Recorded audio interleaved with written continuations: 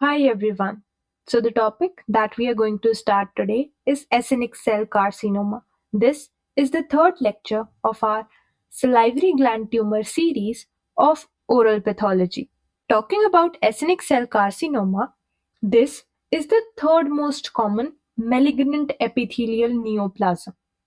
Third most common है और malignant epithelial neoplasm है.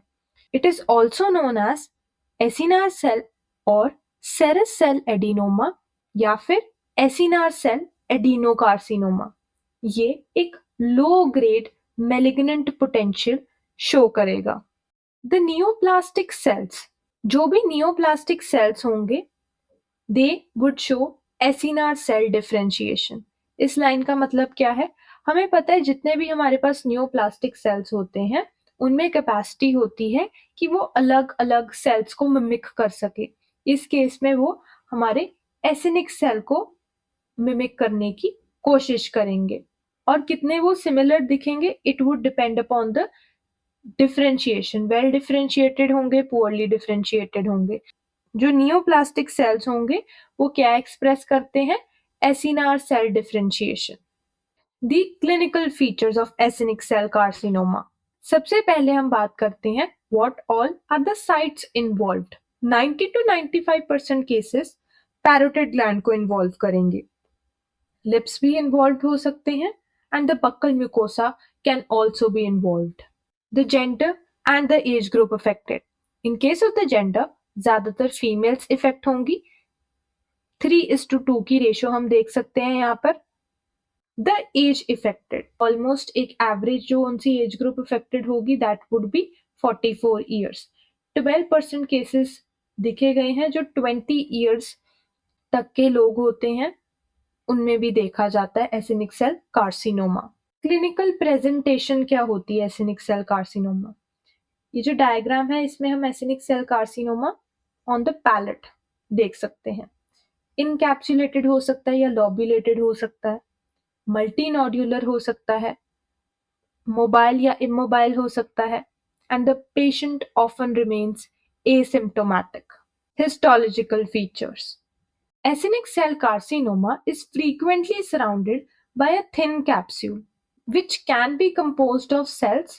ये जो cells होंगे या poorly differentiated होंगे, less differentiated भी हो सकते हैं, depending upon the degree of differentiation.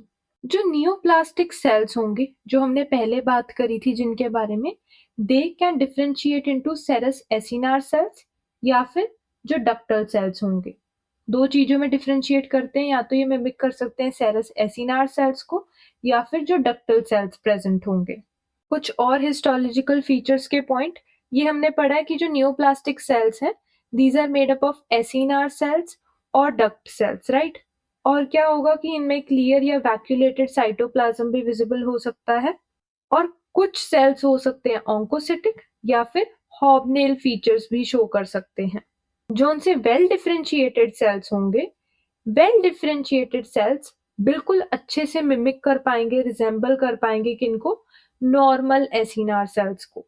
जो लेस डिफरेंशिएटेड सेल्स होंगे जो प्रॉपरली डिफरेंशिएट नहीं कर सकते हैं, वो किन चीजों को रिजेंबल करेंगे?